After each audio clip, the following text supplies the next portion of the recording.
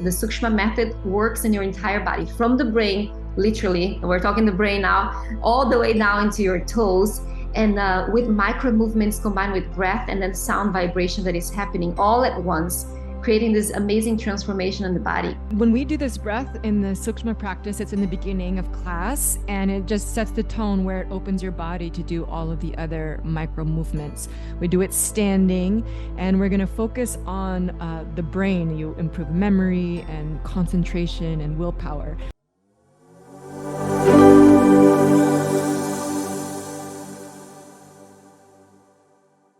Hello, Thrivers. Welcome back to a continuation of season 3 of Thrive with Sharon podcast.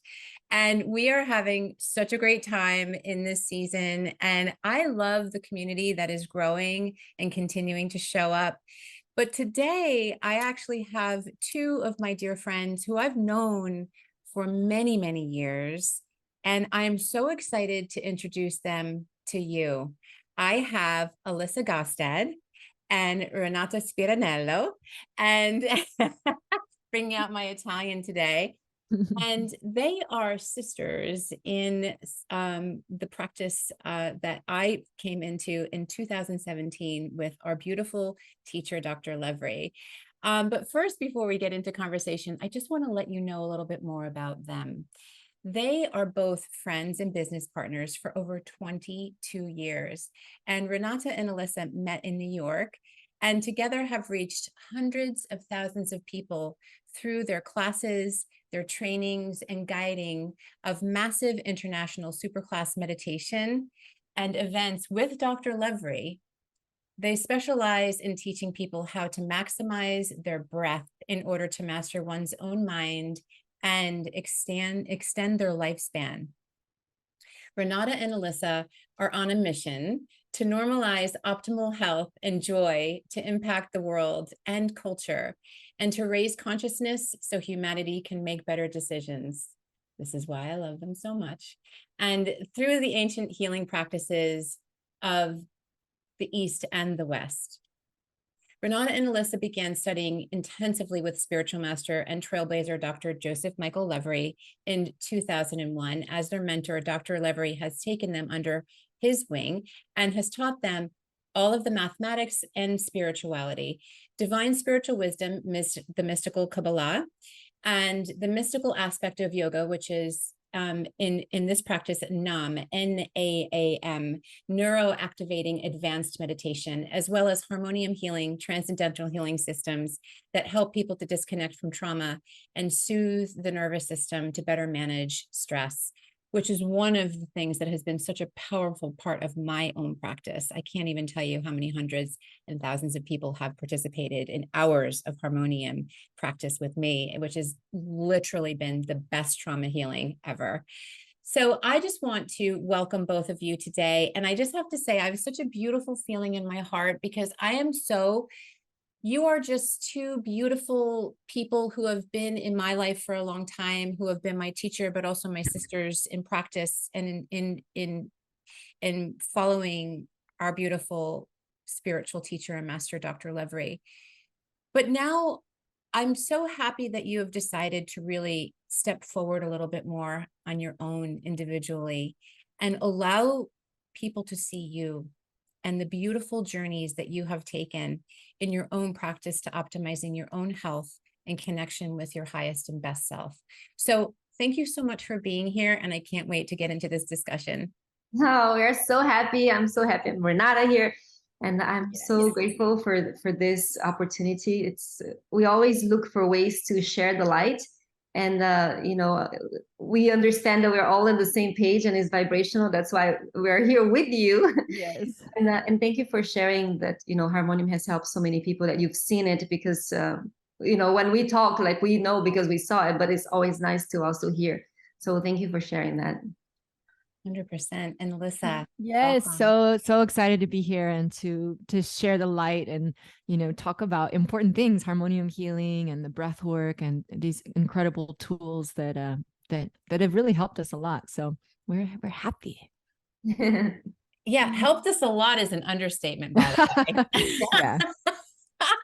But It's such a journey, isn't it? So I'm just curious if we can just kind of start off one at a time, just sharing, first of all, I'll just share my experience. So it was probably one of the hardest times in my life that I came into the practice, and I was introduced to Harmonium healing first, and then to Dr. Levry, and then to both of you. So, and other beautiful members in the community. So, can you just share what that tipping point was for each of you? Did I go first, Alyssa? Sure. Yeah. I mean, I guess I would say, well, of course, living in New York, a crazy city time, and I had always wanted to kind of get into some healing work. Harmonium also was my first sort of doorway. Oh. And that's how I found the center actually right after September 11th event in New York. I took my first class with Dr. Levry, and we were doing this worldwide prayer thing and like putting light to the world. I was like, what is this? But I know I was looking for change, for help, for things to work in my life. And I just started taking classes and doing this practice, and it's like, okay, things are changing. Something's happening here.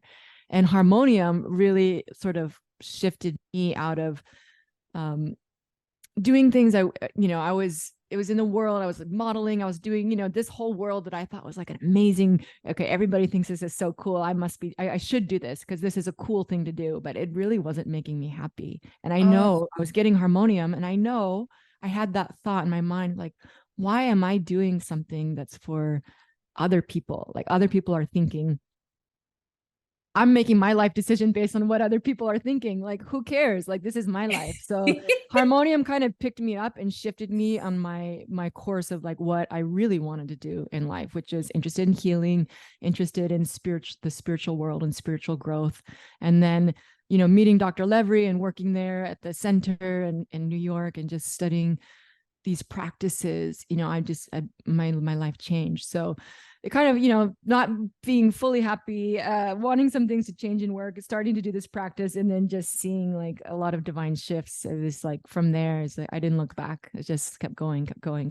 And I'm still, as we all can probably attest to, learning all the time. More patterns of uncovering, more doors opening. And I know we'll get into it, but the Sukshma Vyama, the breath work practice, has just been like a huge, huge, huge energy shift, especially after COVID. And, Renata and I were going to share, but like I just get excited because we decided like we want to get into this. We would get together in the morning, we would practice, we mastered this practice. And I think especially after COVID, it really opened new doorways for us, motivation, energy, and healing. So. I saw it. Yeah. I witnessed it. I literally saw the shift with both of you. I was right there because we were during COVID, we were coming together on Saturdays, right? So we were coming together and praying with Dr. Levry. And it was in a time where we felt so helpless. It was actually one of the best things that all of us could do, that we felt like we were contributing. And I literally know that it made such a difference in the trajectory and the outcome of all of the events in the entire world. And yeah, I mean, it's not like it's not like things need to be terrible and awful, right? Yet at the same time, we know that our trajectory isn't going in the way that is our divine plan, our soul, right? And honoring our soul and our highest and best self. So just speaking into the Harmonium piece, that I think that that's one of the beautiful benefits of Harmonium is it actually, it's like if you picture one of those like kind of old compasses, right? Where like your compass is kind of going, wah, wah, wah, wah, wah, and it's just like, can't find the direction, it takes a lot of energy. But when you receive Harmonium, it literally just kind of brings you right into that vibration, into that sense where it's like, it just puts the needle exactly where your path, your divine path is meant to be. And or in for that moment, right? And it continues to evolve. And I know I'm oversimplifying it, and it's a very layered and complex system, but I love the fact that like it's evidence, just, the fact that that was the thing that started you to just have a thought, right? Like, hey, wait a minute, maybe this needs to shift a little bit, and you follow your curiosity. And I always encourage people to, the best thing that you can actually do or be is to be curious, right? Because that means that you're open to the unknown, right? Yeah. And as our beautiful teacher tells us, 99% of what is the unknown in our lives, right?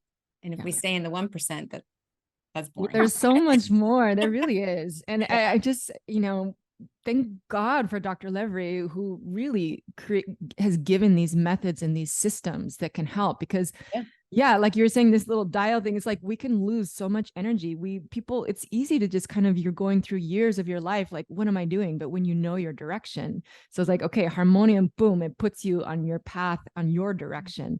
You save so much energy that way. And then like the sukshma that like I'm so excited about, but that like, for our health. And again, I think Dr. Levry is seeing all the things that we're facing. Okay, there was COVID, like boom, he brought us together. Okay, here are the breath practices for your lungs. Here's what's going to strengthen your nervous system. You don't know what's coming in the coming time ahead, but you need your body to be healthy and to be strong, to be able to face the different pressures that we have. So I'm just remedy for what is needed, like it's not just a random things, like this is what you need for this. And I think also a blessing of Dr. Levry is having the advantage of seeing. So then if I know that there is going to be an obstacle, in 10 meters or a yard, or I don't know how you guys think in measurement, then I will be prepared, for that. And then knowing that tool before and ahead of everybody else, it gives you a huge edge. And, it can save your life, literally. Yeah, absolutely. I mean, those practices were invaluable. Right. And those every week when he shared, it was, for me, I was so open. Right. And I was just like, yes. Right. Everything was a big, I receive it and a yes. But it's interesting because then I found myself wanting to share with other people. And I realized there was this like energetic, I don't know, speed bump or something that was there, where it was like they were looking for the tangible. Well, tell me why and how and what is it going to do and for why and when is this going to happen and whatever. And I'm just like, wow, it's so interesting how especially when fear occurs, right? So we were in a very, very fearful time. That like how much more we grip towards the tangible, right? And which keeps us in that kind of lower vibrational state, where if we really open ourselves and become open in our hearts to all of the possibilities, and also trust and have faith in something and someone who is of wise counsel, that, we really can not only just do well, be well, but we can actually help others to be well too, right? It's kind of like that oxygen mask. You have to help yourself first before you can help other people. So yeah, it was such a terribly challenging, but also beautiful time. I think because people who were really dedicated to the practice and dedicated to the light, really, really came together in very good times. Sorry. Yeah, go ahead. I was telling someone the other day, I think I was giving an interview in Mexico, and I was saying, like, how about we look into this era of COVID as something that brought us more attention to our health, right? Because we were basically forced to focus on health, and there is this saying, I don't know if it was recently also on the social media, like if you don't focus on your health, you're going to be forced to take care of your illness. Yeah. And I'm sure everybody has seen that at some point. And I think we were forced, to pay attention to our health, which is the greatest wealth, which is also something that people talk, but until you actually lose it, you don't really know what it means. It becomes only a verbal thing. The same way that gratitude, everybody talks about gratitude list. And in recent classes, also with Dr. Levy in lecture, after all these 2 decades, I had this moment of like, oh, like it's about the frequency. It's not me making a list. Oh, number 1, I'm grateful for the air I breathe. Number 2, I'm grateful for water to drink. It's kind of like to pause and to feel like I am actually able to take a breath in freely. freely, meaning like I don't need any machine to support me. There is oxygen available for me. I'm not like in a place that, you know, that oxygen is dying or prana is dying. And then connect with the gratitude, then create the vibration and the frequency that I want to manifest the things. That's, you know, like I was like, oh, amazing. Like now I get it. Yeah. Oh my gosh, that's such a great point. And I believe for every shoe there's a foot. And I believe that, you know, for those who are kind of like espousing these manifestation and gratitude practices, I think it's great. It's a great introduction, but it's not the beginning and the end, right? Which is what you're saying. And I do think that it just allows us to continue to be curious about like, how does this really work? How does this work for me? How does this work? And how do I connect with the universe, right? And the multiverse. And so anytime that it's a easy 1, 2, 3 system or whatever, we have to kind of go, I don't know. I think there's a little more to it than that. Because it does have so much to do with like what we're bringing into it, right? And the connection into the heart and the vibration from the heart that is really the storage of like our own soul and our emotions, right? So when the emotional content is there and we combine that with that, then it can put out that frequency. And then it takes it's like the multiplicity of it, right? It takes time for you to actually shift your own frequency. So that also means that to be clear in your own frequency, you have to have a repetitive practice, right? To make sure that you're speaking into the channel, and you're bringing into the channel what it is that you want to speak into the channel. So it takes time. And I love the fact that, you know, you both, and Renata, I want to get into, you know, what brought you into the practice, but I love that you both are still just as dedicated. You're the living, breathing version, right, of what it is that you are teaching and what it is that you are kind of vibrating out into the world, right? And I think that that's so important. And it's important, I think, for everybody that's listening, that to realize that instead of looking for a finish line kind of a situation, right, where it's just like, okay, I just want to get to here. I want to lose 10 pounds. I want to be able to breathe again because, you know, I had a health scare or whatever it is. Of course, we want to be able to improve from where we are. But we also have to realize that, like, when we bring something into our lives, that it's part of our practice, right? And that practice is something of a constant visiting on whatever frequency you want to, that helps to prepare you for life. Yeah, I think that one of the things that Alyssa and I can speak for is that we are committed to the practice.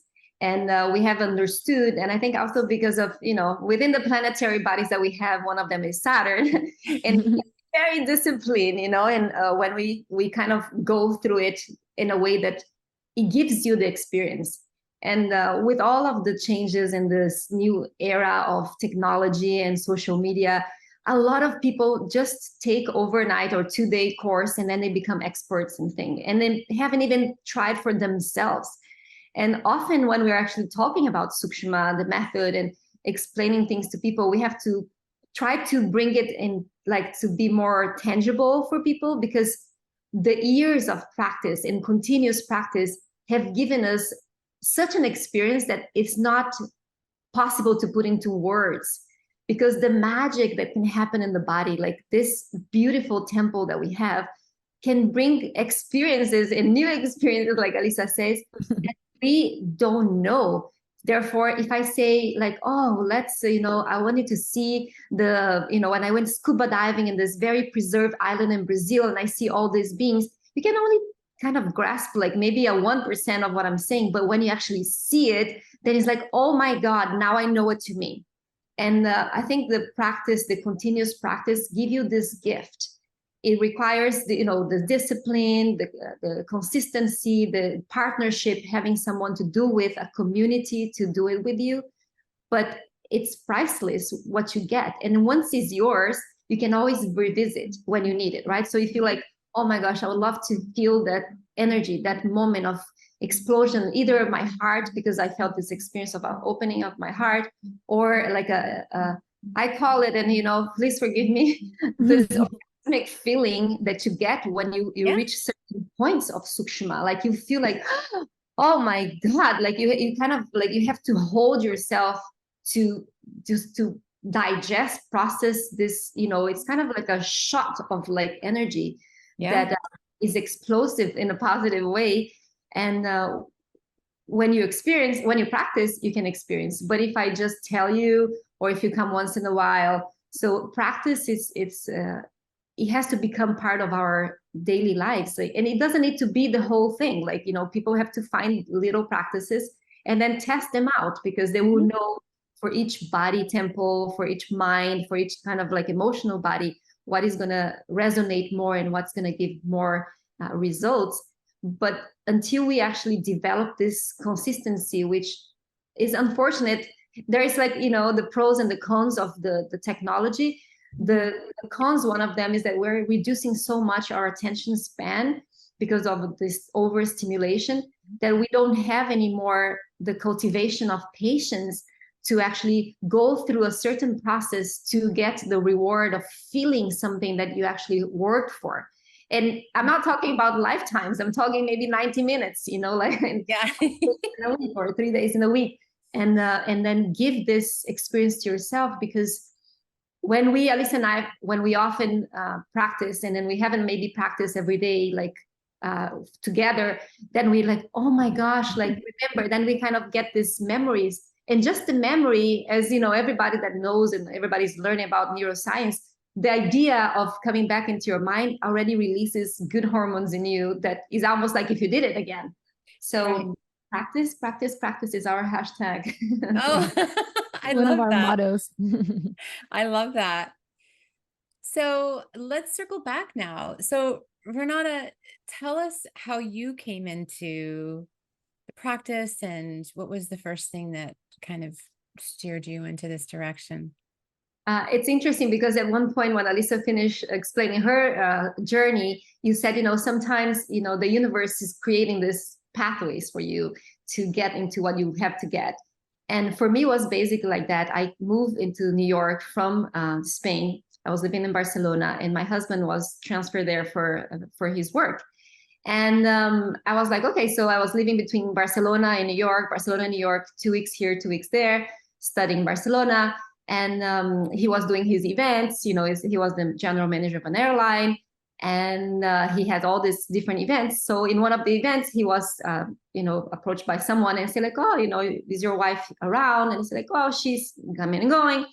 And said like, oh, when she comes back, you should send her to, take a lecture class with this amazing being that is, downtown 24th Street. And then he came back with the flyer, and I was like, oh, okay. But, like I was still kind of exploring. I've been in the spiritual world before. Actually, I was studying Chinese medicine and Zen Shiatsu in Barcelona. So I was already in my field. And then, but the flyers stay there. And then I went into another event with a Japanese master. And then I met someone there, Deborah Brown. And then she said like, why don't you come to this place? And then I kind of, after weeks, I put two and two together. There was the same place. I was like, oh, I have to pay attention here. There is a sign. There's something that, is pulling me to be there, because it's New York City. It's not like a small village that you kind of like, there are 2 places to go. It's like hundreds of places every corner, like Starbucks. And then I just decided to go on a Wednesday night. And that was, I think, I don't know, it was after the towers too, right after the towers. And I just kind of, sat there, and I was like, wow, like, I don't know what it is, because I'll call it the spiritual rebel and the more skeptical of the group. And I don't know what it is. I'm trying to break it down, use my analytical mind to understand it, but I just love it. And because I kind of had the access to travel, I was traveling everywhere where Dr. Levry was lecturing. So I was literally like, whatever he goes, is Germany, Switzerland, I was there. And I started realizing like this has been my route. Like I didn't really have a tipping point or a dramatic situation that happened. And I feel blessed for that too. But my family is very spiritual. My mom has been very spiritual, always kind of taking, I was originally born in Brazil, So, Brazil is like Africa. We have all those roots of, being blessed here, doing all these rituals. And I was brought up in this kind of environment. And without knowing, like I was going back to that same vibration within being in the vibration of the concrete jungle of New York. And it was the best thing that happened to me, because also I found my family, I found my sisters and my brothers. And it's just, as Alyssa said, there's no looking back. I was just going forward. And when you taste, and all two of you have, understood that throughout the years, that when you taste the joy of helping people, there is nothing else. There is no currency that can pay. We get the currency, the dollars and the euros, whatever, to get paid for our work. But that is just like a fraction of the feeling that you have when you're actually making a difference in one's life. And, when we do those amazing super classes, when you walk into the stage and there is hundreds of thousands of people in front of you, it's like a sea of people. Yes. And it's, my God, not from an ego perspective, but like I am witnessing this and I'm contributing for this. And we know this is an old saying, like, if you want to change the world, change yourself. And we're all interconnected. We're all there. We're all vibrating in this high frequency. So what I'm doing means something. And then you are playing the note or the instrument that you're supposed to do in this amazing symphony of the world and the planet Earth. So I feel so grateful. And of course, Dr. Levry is my spiritual mentor, and I will fulfill the mission of continue to spread the light, from all the mentors that he had and all the generations. And we were recently in Africa, so we got to actually meet his family in Ivory Coast. And, often, and maybe in one of the lectures or classes, you may have heard him saying like, oh, my sisters and my sisters. Yeah. And we got to meet the sisters. And he often says, like, if you think I have any type of power, wait until you meet my sister, right? And when we met, we're like, oh, like, I was like, wow. And also, it made us understand, and I'll stop here so I don't feel like I'm talking nonstop, that he has always valued and taught us to the importance about women and women. Yes. And the three here, and of course, men, it's for you that are listening to us, we respect you and we honor you, but we have this mission and this power to mold the future. And as we connect back into this power, we have to remember the ancestors, and those women, his sisters, taught him well, because he's been teaching us that, and teaching the man, that follows him and come to his lectures. And it's power combined with humbleness and humility. And it's just, it was just mind blowing. And that's maybe from another conversation on the side, but it was really powerful to be in the motherland and then knowing our roots, because we all originally, based on science, came from Africa, right? So that's our birthstone. And so it was really a transformative. So if we thought that we were already like doing something amazing, after that trip, it was like, Yeah. Well, and that just speaks into the continuation of being open. Right. And so I think it's also important to share that for many, many people who have come into my community and now welcome into my community, just like I'm in your community, right? Like, so we're all kind of like expanding, but many people who come into my community know of Dr. Levry because I speak about him all the time. I teach that. I ran groups where I was, it's all part of the practice. It's all part of being well, being healthy. And so for anyone who knows Dr. Levry and anyone who's watched Dr. Levry, you have all seen Alyssa and Renata flanking him, right? Like this is so it's such an honor also to know that like it's important to share that you both have been in very, very close connection, relationship, mentorship, and also service to Dr. Levry in some of the best and highest ways. Yeah. Did you want to say something? Oh, okay. I was thinking too, all the different travels and just kind of miracles we've seen, have in classes, but also, just here and there, different interactions and Renata, like, I mean, just so many different stories at the airport or people crossing paths with him and just the constant service. It's been a very, we've just gotten to learn so much just in literally getting to see the impact that he has on people, and always giving, giving. Oh gosh, yes. Yes.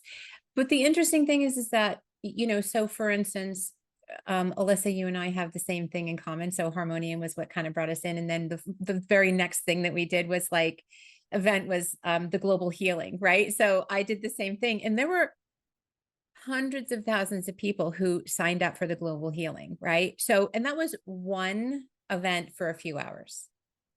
So if we can just wrap our brains around, decades of service and how many people have been touched by the teaching of Dr. Levry, and also by your service as well. Like, it's mind-blowing, right?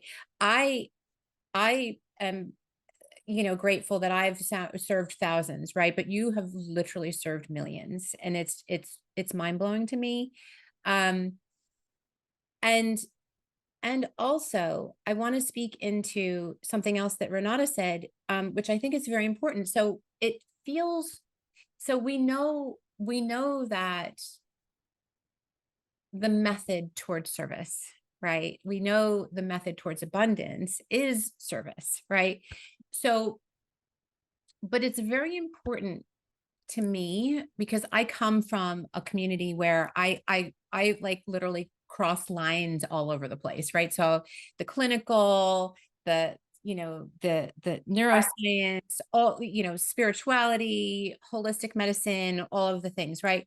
And the thing that I find, because I've witnessed it happen over and over and over again, is just that, again, everyone deserves their place in helping and healing, but the longevity and the depth and the breadth and the way that you can actually serve is to learn how to master yourself first in this physical body, and to be as connected as possible to our highest and best, and know where we come from.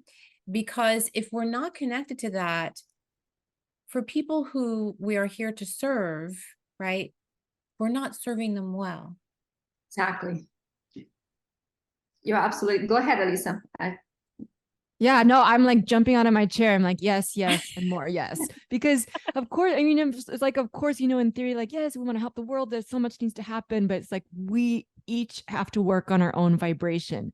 We have to do it individually, but we get to also do it together right now, which is so exciting. And why, Renata and I, we have the blessing, we work together, we help each other, we show up for each other, we provide space for other people to come together.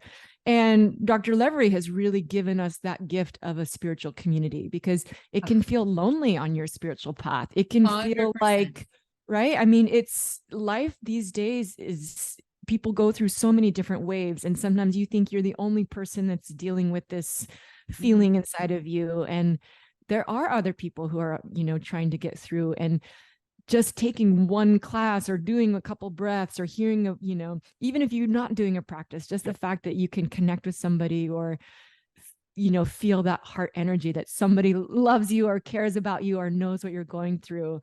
It's been a really big gift to have each other, So it's like, you have to have some inner choice in your mind. It's like, yes, I'm going to work on myself because I know that impacts this world.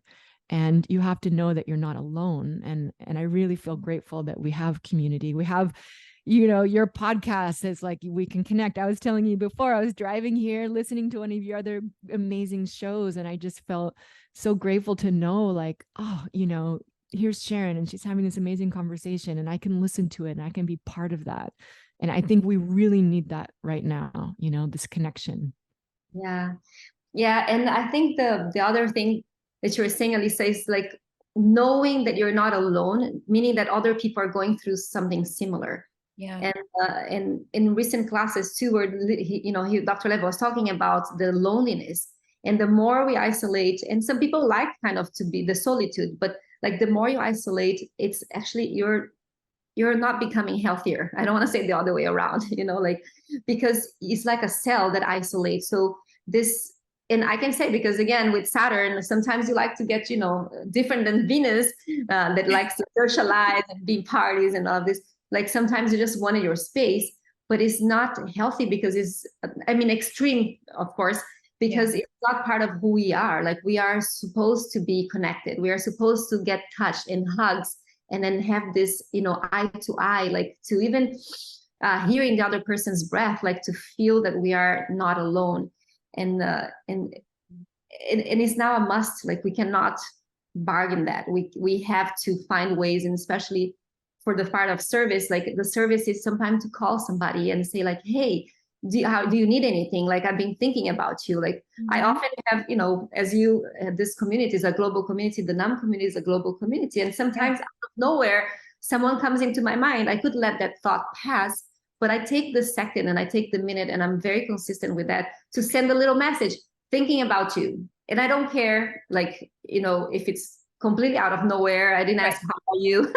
I just, like, I thought about you is a wave that I'm sending. And for whatever reason, sometimes it was like, oh my gosh, I was thinking about you. Oh my gosh, I'm so grateful to be seen in all different kind of answers, right? Or how are you back? And the service, it's not something that can be bargained right now. We need to serve each other and support each other now more than ever. 100%. And one of the bioscientific aspects behind that as well is the fact that connection helps us to co-regulate. And so the parasympathetic nervous system is the key towards our future, right? And it's a newer, it's in the evolution of humanity, right? We didn't always have this nervous system the way that we have access to this nervous system now. And so that's a blessing. But at the same time, it's something that we really haven't learned. Many haven't learned how to really master that co-regulation. So it's not just about, you know, it feels really good to be hugged or to look in some, but we literally, it's our duty to continue to connect because it provides us with embodied wisdom. Right. So that we have more knowing as we continue to move forward in our own service and healing, right? Because all of the wisdom is already within us, is within our DNA. It's like we are the manifestation of this creation, and we're kind of individualized thoughts, right? Like, it's an idea they got into individualized as Sharon, as Renata, as Alyssa, and then together we are part of this whole thing. So as we work on ourselves, and listen, like, sometimes, especially because we're not new at doing this.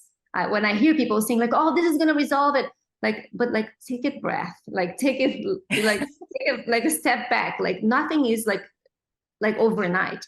There are some things that act faster than others, but like, we are not saying that we have the miracle overnight or the pill or something. It's something that we are where we are is a manifestation of our microcosmos. So whatever our inner world is being expressed in our outer world. Yes. And the more I adjust my inner world through the practice, and again, it took some time to get there. Therefore, it will take some time. Like, for people who said, you mentioned diet before, all this very fast losing weight things, like, as fast as you lose, as most like faster you're going to get it back. Is the same with the reconstruction of the inner world. And we know, and just to link into Sukshma, that the mind follows the breath. So when I regulate and I guide myself to breathe in a certain pattern and consistently, I'm training my mind because I'm training my breath. That's right. And as I train my breath, then my breath is going to have the little, let's call it muscles, that when I need to engage, they're going to be there for me. It's not going to be like, you know, it's like a six-pack. You cannot build a six-pack in 10 crunches. I know. But I've been trying. It takes some time to 18 months later. Yeah. And it depends, right? Depends on the physiology of the person, depends, and when spiritually speaking, depends on your karmic lineage, depends like on your family lineage. It depends on the evolution of your soul in this planet Earth. And sometimes people that are going through the worst things like drug addicts, all of this crazy different addictions, these people are actually, they're more spiritual than someone that is just really trying to live a healthy life, because they just don't know how to cope with this physical plane. And then they go into this kind of like escapism, you know, mechanism. So it's very, we can never judge. And all we know is that we know nothing first. And two Right. is that we have to continuously practice, so then we can train ourselves to transform that inner world and have the patience and the compassion and the love to wait for the expression on the, on the physical world, in our outer world, and not be caught up in the senses. The thing with us, and this is a recent something that Dr. Levry shared, is like we are so caught up with the five senses, which you said it, Sharon, and we know that is 99% is unseen. If we're caught up on the senses, which is, they're not put in percentages, 1%, we are not seeing the unseen, or not even understanding that there is an unseen. And then we're just caught up in the, the five senses, what I see, what I hear, like all of this basic, very basic things. So if you are looking to change your life, manifest, you have to know that you have to change the inner world. And to change the inner world, you need to change the way you think. And to change the way you think, you have to control your breath. And, that's when the wonders of Sukshma and other breath practices starts. I love that. So the body achieves what the mind believes, but in order to direct the mind, because if you don't direct your thoughts, then you'll find what you're looking for in your head, right? Exactly. So we have to utilize the breath to help to really direct our mind and our thoughts into that higher state of consciousness. Right. So that's so powerful in a very, very simple way of putting it, Renata, because it's like everybody knows that everything is controlled with the mind, right? But I see the brain and the mind as different things. Mm-hmm. Yeah, the mind uses the brain as a kind of like a vehicle. Right, exactly, exactly. So I think many times people are referring to the mind, but they really mean the brain, right? They're really referring to the brain. But so I think it's important to be curious for everybody that's listening, like to be curious about the differences between the two, and also like how you're utilizing that within yourself, but also to realize that like, on a very, very like first step level, we can transform almost any and all things within our physical bodies, right? So we can transform something as simple and easy as, like you said, like just something super small, right? Like just starting to practice maybe a few times of Sukshma. But from a really deep level, which is like where the three of us go with ourselves, and also I've gone there with myself, and I know you have as well, and I also help guide others to do the same, and I know you have as well. That we literally can transform the physical cells of our body, right? Yeah. Everything within our physical state and being. And that all starts with the breath, which is incredible, right? Incredible. I just flew somewhere, and I was just talking to somebody on the plane, and they said that they didn't really have a great relationship with their mom. We started talking about my book. And so then, of course it just like spins it, because it's like, there's no baby pool conversations with me. So it's kind of like we go right into the deep end. Right. So like, yeah. So we just started talking about, how they never really had a great relationship with their mom, but they maintained a relationship with their mom. But it wasn't until they got into their own meditation and breathwork practice that they actually were more aware and mindful of their own breathing and other people's breathing and whatever. And so they were in their mother's presence, and they just started observing her breath. And they realized that like she didn't know how to breathe. And not only did she not know how to breathe, but she couldn't take a deep breath. Right. Wow. Her breath was surprising. So shallow, right? And so I thought, wow, that's interesting. And they said, let me help teach you like one easy, thing to do. And she couldn't do it. Interesting. In that moment. And I thought, I remember back to Dr. Levry's teaching, and he said, the lifespan, your own personal lifespan, has all to do with the depth of your breath. Yeah. And the rhythm. And the rhythm. Yeah, absolutely. So with that said, yes, I have a lot to say. I don't know if Alyssa want to say something before, because I can. Yeah, no, again, I'm getting so excited, but it's true. I mean, you can, I know I've felt it myself, and sometimes you'll see it with other people if you're interacting. And if, you know, we breathe faster when we're stressed, or if you're breathing faster, it can create a stress. So just, you know, taking one deep breath before you talk or go into something or reset yourself. It's a simple tool that we can do anytime, anywhere. And just, you know, to remember that. And I just want to speak to the, you know, Renata, I'm really resonating, of course, with our practice of patience and, you know, reconstructing the inner world. It takes time. Yes. And everything in our life is doing that for us. It's happening, right? And so I just also want to speak to anybody who feels like, oh gosh, you know, I have so much work ahead of me, it's going to take so much time. It's like, we're all doing it. And like, just taking a breath right now is putting you on your path. You know, it's happening. It's happening. Yeah. And I like to think to ponder about the simple fact that breath is there in the beginning and breath is there at the end. Yeah.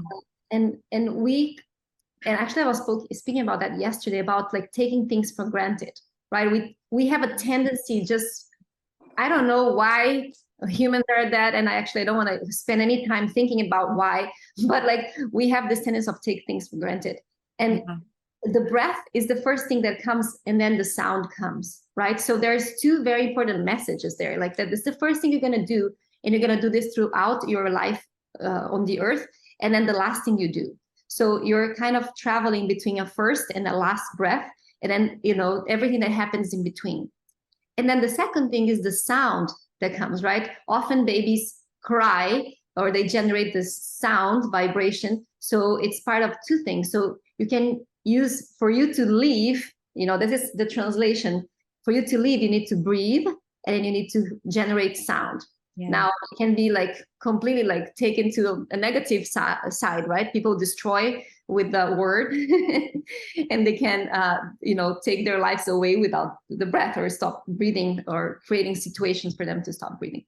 But we want to take into the light side. We want to use breath in a conscious way with a rhythm that creates more life and more energy, so I can extend my lifespan with quality. And then I want to generate sounds and vibrations that will create more life and energy and more joy, and, you know, achieving the mission that we have on the earth during this trip. That is because it happens in the end. And I'm sure you, Sharon and Alyssa, and we have personally witnessed sitting at someone's bedside, like when they're about to go, that there is also the sounds of departure. And, you know, like, I get goosebumps because I saw more than once, and it's very interesting to see, because the span, like the time of breath in between, like the rhythm of the breath starts to slow down.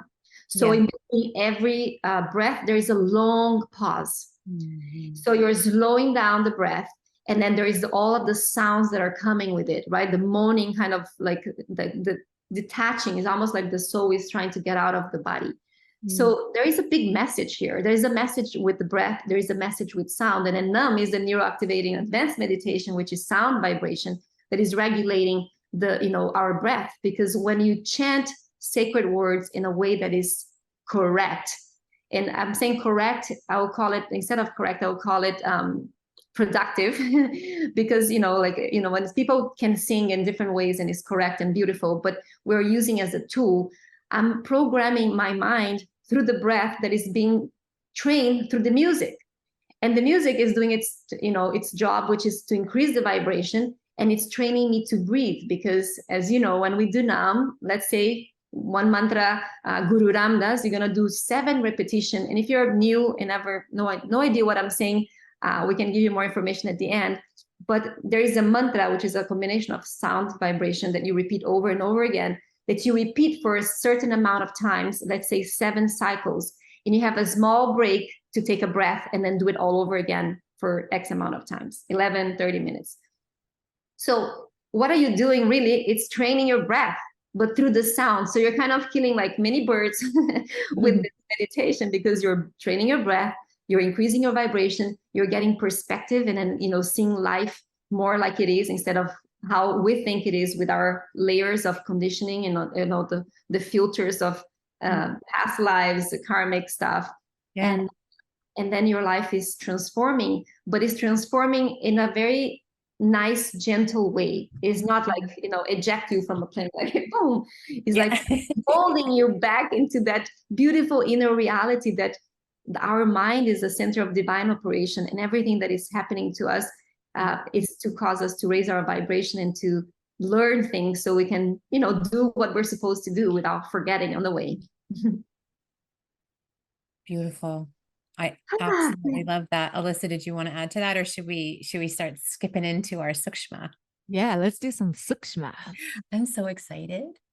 Sukshma means subtle, by the way. A lot of times, because they're like, "What is that sukshma? What is that practice you guys do?" It's yeah, sukshma, shakshuka, sukshma, the sukshma method. It's subtle, so it's subtle body yoga, which again, back to that 99% of the unseen affecting the seen. This is a type of practice that works on the energy body to affect our physical body.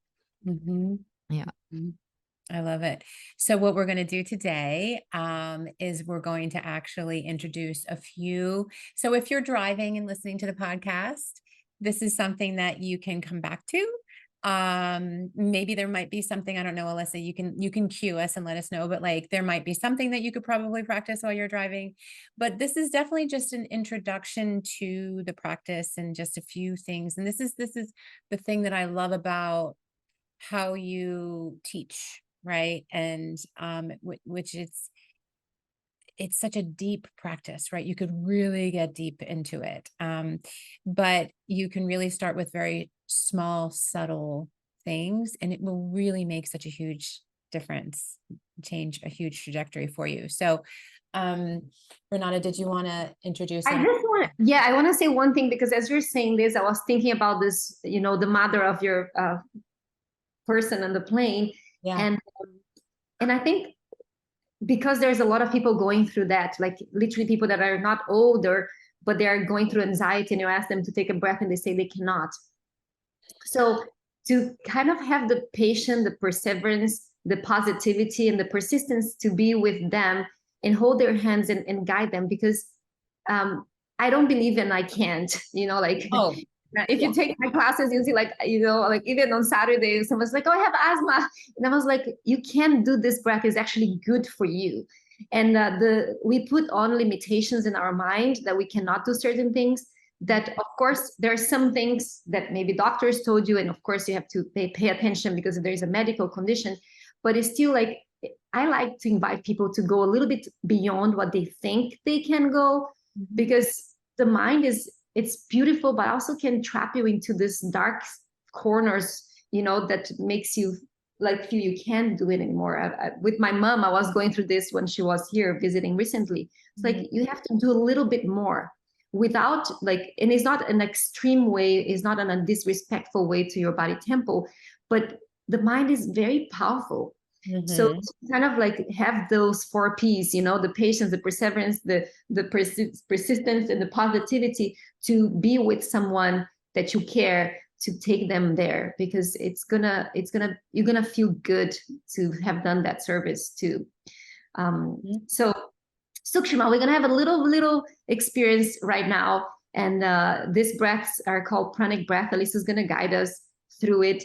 And this practice normally you do standing. We're now here sitting in the podcast. If you're home, you can also do it seated.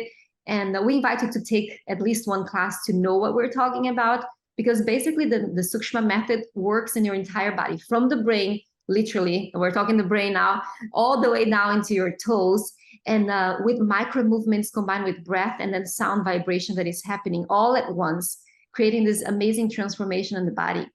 And what I like to simplify is thousands and hundreds of thousands of pipes that we have in the body that is circulating energy, that maybe there is one of them, the connection between the gallbladder and something that is not properly working. And then you're there blowing, I call it blowing because you're doing all this breath work out, in and out, that you're clearing all those pipes. And now your body becomes this beautiful, waterfalls. I always think of the Brazilian ones, the Iguazu, that is a lot of water and everything is flowing. There is no obstacle. There is not one rock that will make it like a bump because there's so much power and strength in it.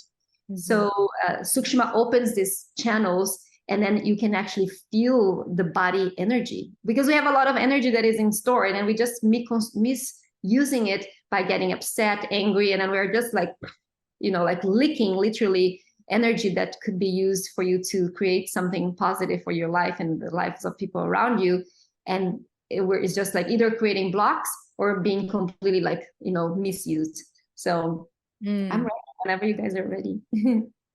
Excellent. Okay. So yeah, when we do this breath in the Sukshma practice, it's in the beginning of class, and it just sets the tone where it opens your body to do all of the other micro movements.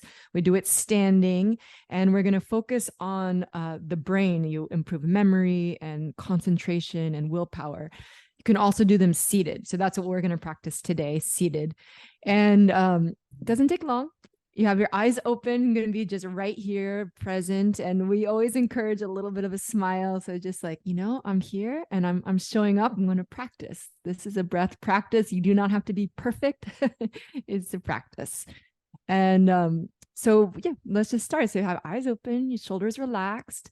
And what we'll be doing is breathing into the upper chest. So your navel is in. You're just inhaling as deep as you can into your upper chest. And then you're going to exhale through the nose. So it becomes this rhythmic breath.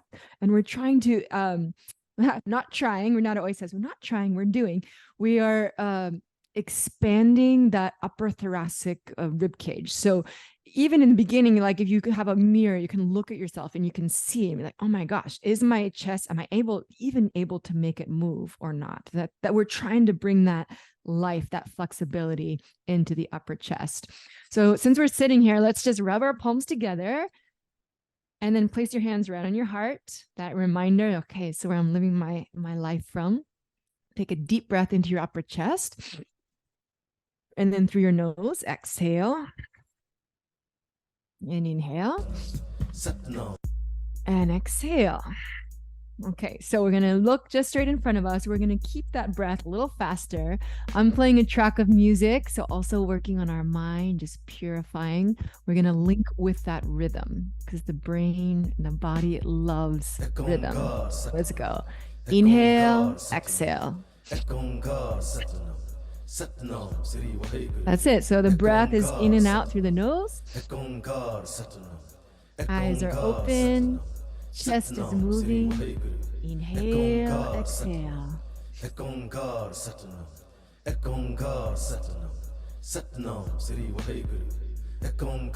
Deep breath, few more times. Yes. Chest is moving. You're massaging your heart. Expand, contract. Let's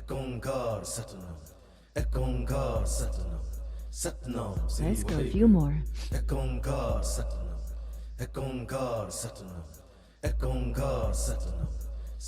Hey, now inhale deeply.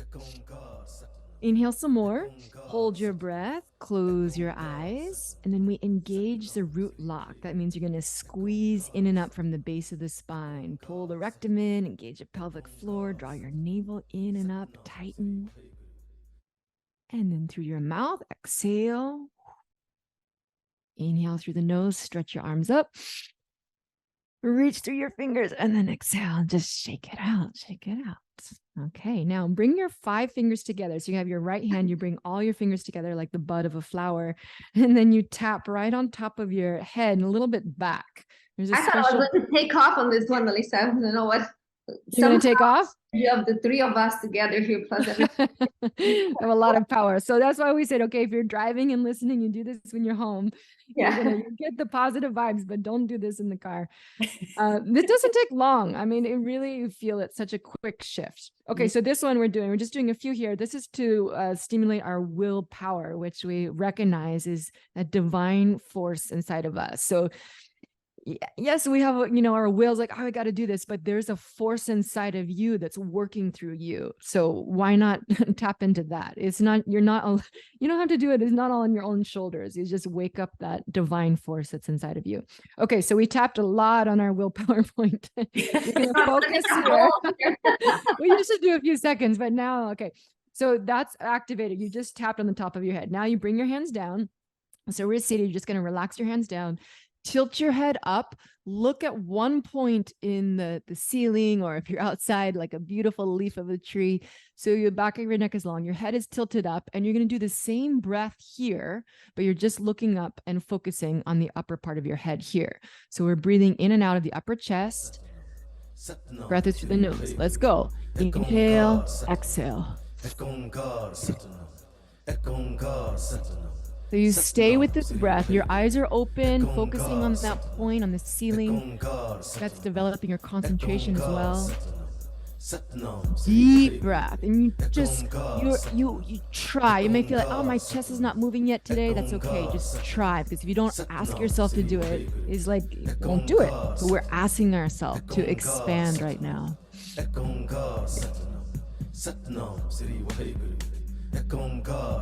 Deep breath in and out. Deep breath. Willpower. Yes, nice.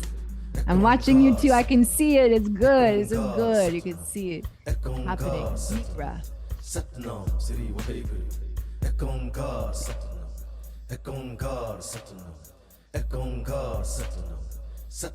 Now inhale deeply, bring your head back to center, hold your breath, close your eyes, and again, squeeze root lock. When you squeeze in and up at the base like this, you're consolidating your energy, you're removing fear.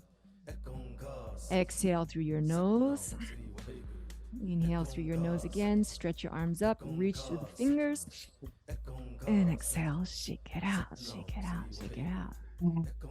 Okay, how are we doing? You're looking Great. so bright in here.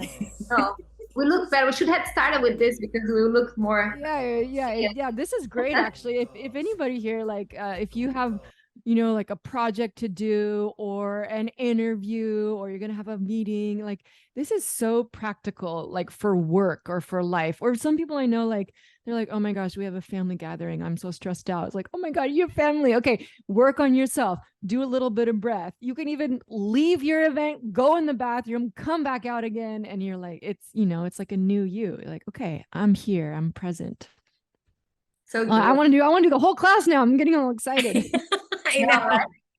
When they start rolling, we can't stop it. I know. Will be so great, but this has been so wonderful. I feel brighter and lighter. I do. You look beautiful, bright, and brighter than the beginning, because you're looking bright from You already look so bright. Yeah. And then imagine, I mean, this is what, Renata and I, we do retreats. Like, we have like, okay, one class, you're like, oh God, people thank us. They're like, thank you for making me come to class. Cause sometimes we're like, come on.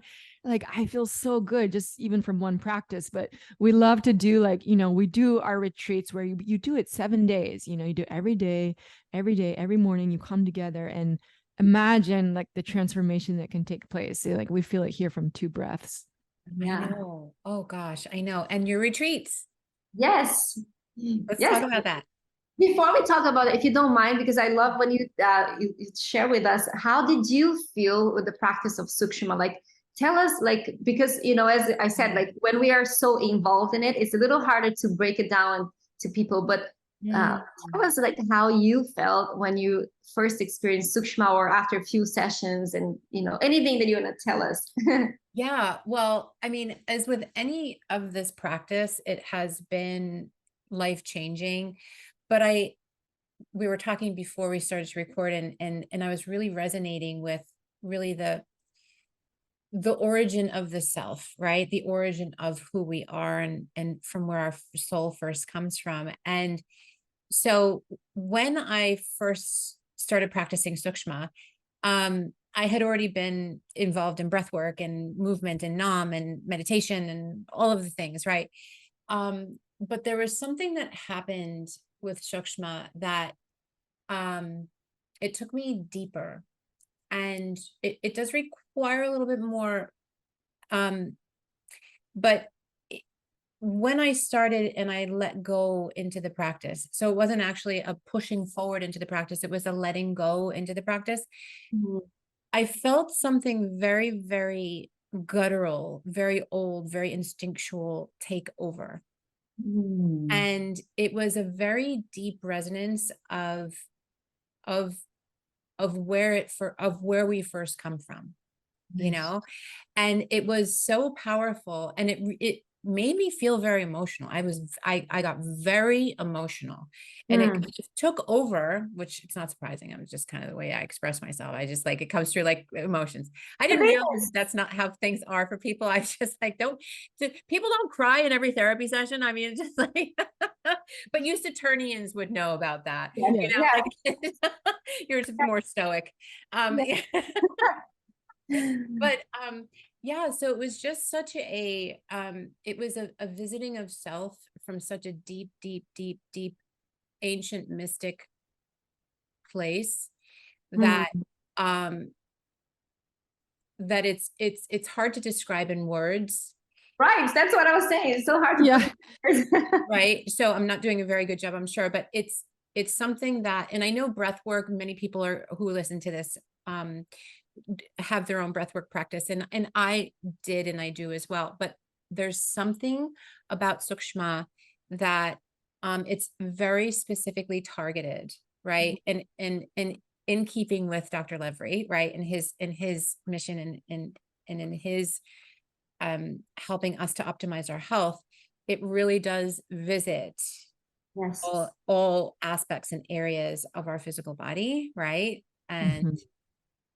And so it's a very powerful practice. And I'm so grateful that you two are bringing this to the world in the way that you are. Go ahead. We're like so excited. No, it awakens. I mean, it awakens you. And when we're working on our book, we're like talking about this, giant within that gets awakened, or this dormant force that's inside of each and every one of us. It's healing, it's creative. There's so much power inside of us, and this practice is a gift, to the world, that we can, it's been there. We're bringing it more out for people to experience it, but it awakens something inside of you that will heal you, that will propel you into the next step that you need. And it's literally right here. It's one breath away for you, Yeah. I love what you said, Alyssa, because it has been there. It's not something that we put up together and we thought like, oh, this is an ancient science that is unknown in the Western world. And I often say, especially in the yogic world, that people like are, they know the asanas and the headstands and this and that.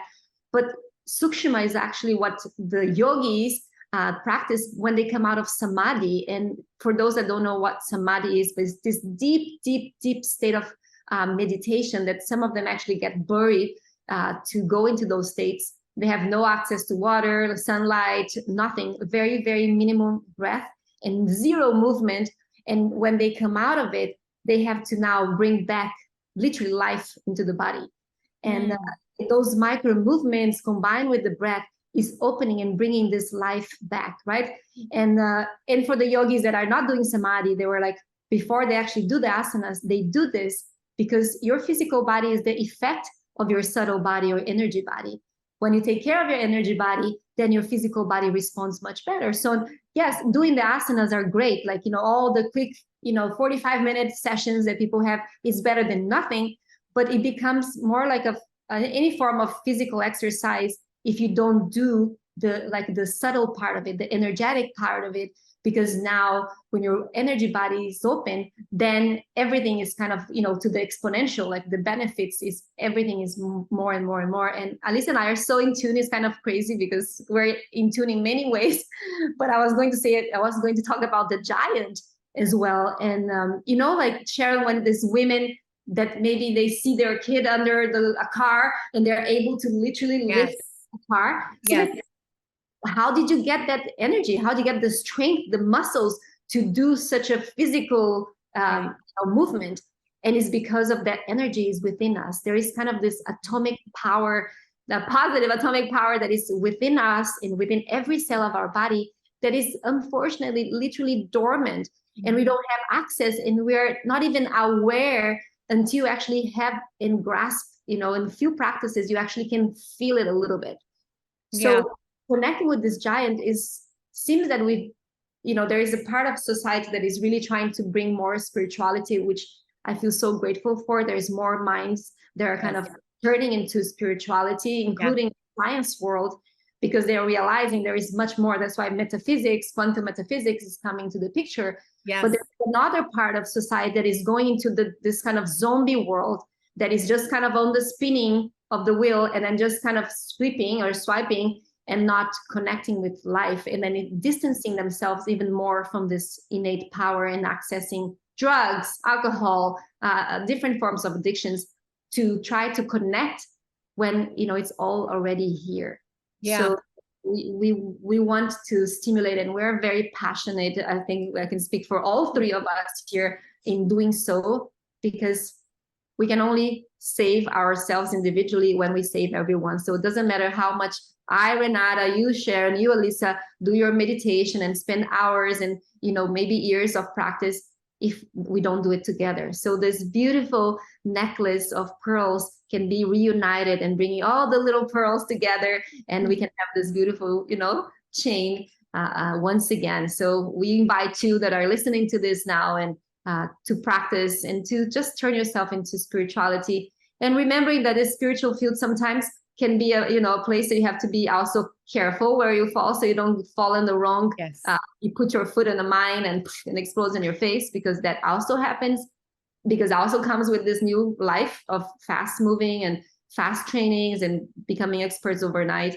And the three of us here have, you know, a lot of years in this world, and we know that that exists, which maybe is well intended, but just use your senses beyond the five senses, you know, use this innate wisdom to say, like, is this a good thing for me?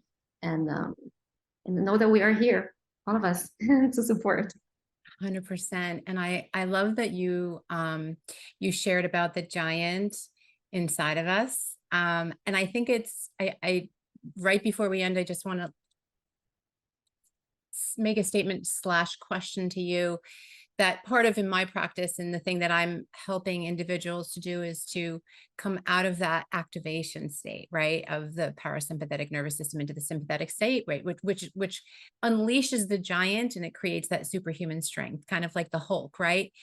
And many of us for generations upon generations have lived in that survival mode, which has allowed us to kind of create and do superhuman things, but we're not utilizing it in a way where it benefits us for the long term, which is part of the design of that activation. It's just very good short-term solutions, right? But we're here for the long term. We want to live long. And so it kind of goes back to, we have everything inside of us. We just need to learn how to utilize it, right? And so there is a negative effect to living in a state of activation, right, for a long period of time. And it's part of what kind of predisposes us and creates disease, right? It creates a conflict. That conflict turns into a dis-ease, and then could potentially turn into disease and illness, right? So speaking all into kind of the practices and methods of what you're like helping in, and what you're speaking into, is that there is this beautiful, powerful giant inside of us, right? But taking the shortcut to the nervous system activation has a lot of negative side effects and downsides to it.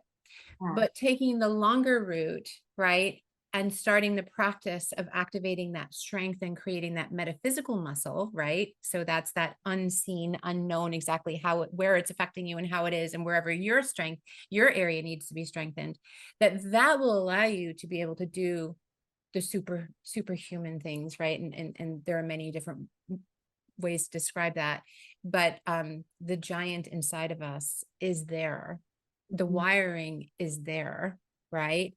But we have to learn how to access and activate the proper chemicals in our bodies so that it helps to bring life and light, as opposed to kind of, you know, shortened breath and illness, right?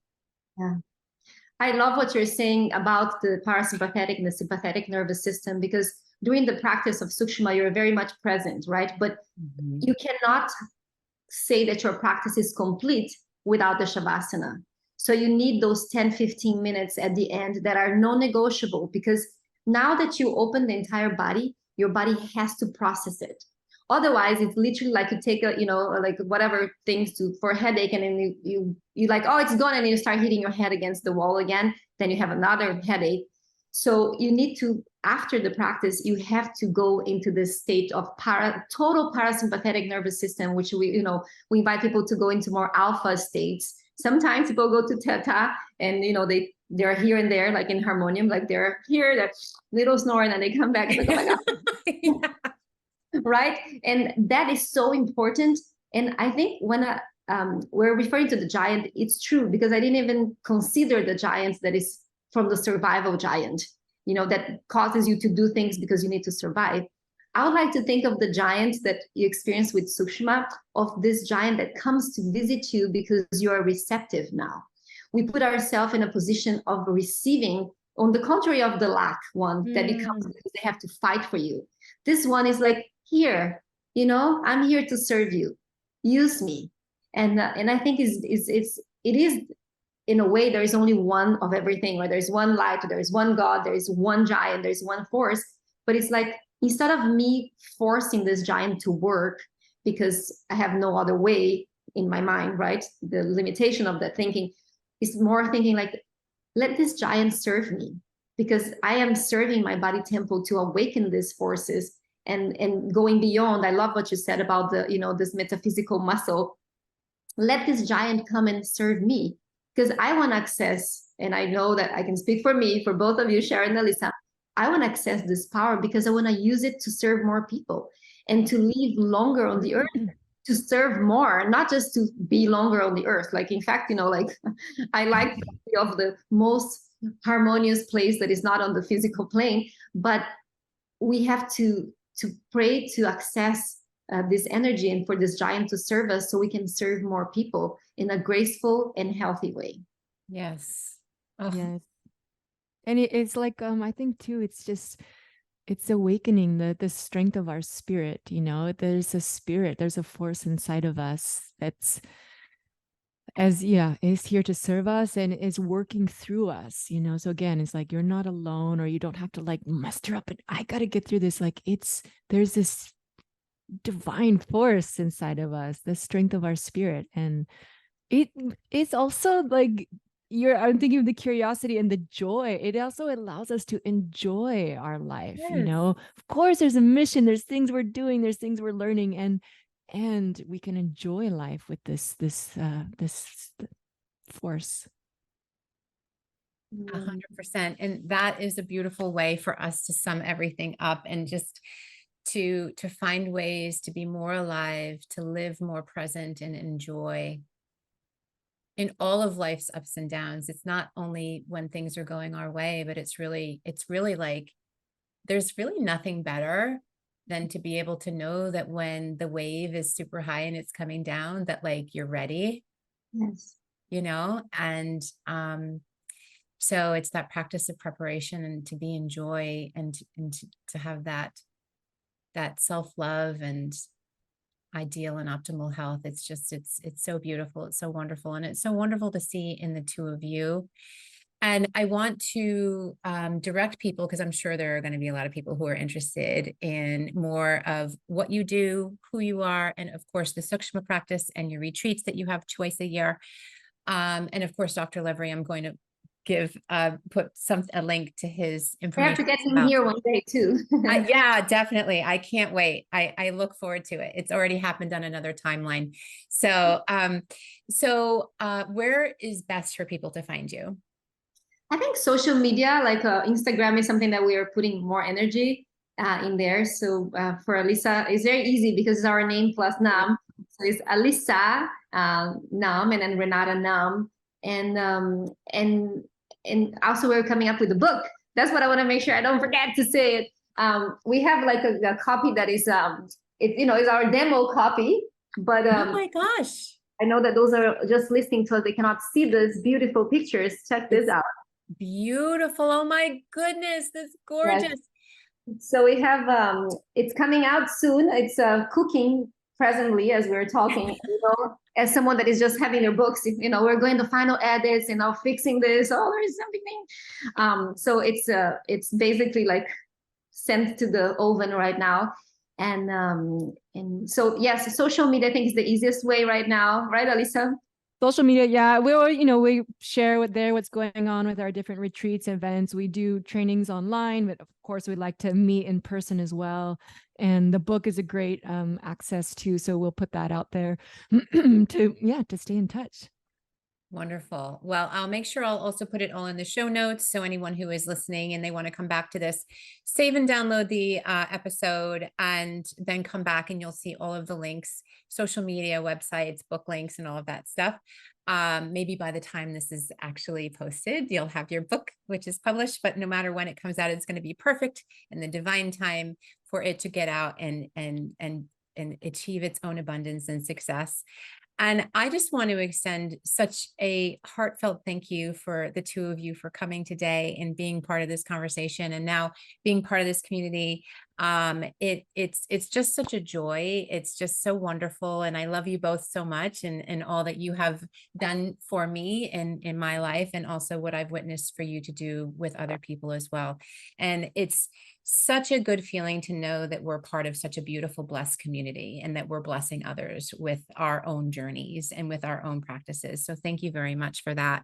And anyone who is listening today and you're just finding this podcast for the first time, I really want to welcome you and encourage you to hit the follow button and also rate and review. I love your engagement. And so far, I think I've been at a 10 for 10 at responding to everybody's questions, comments, and all of that stuff. And so have the guests. I've gotten fantastic feedback from our community when they've reached out to guests that they're very responsive. And I know that Alyssa and Renata are as well. So please make sure that you send us all of your good comments and even questions that you have. And until the next time, continue on your journey to optimizing your health. Lots of peace and love. And thank you so much for joining us today.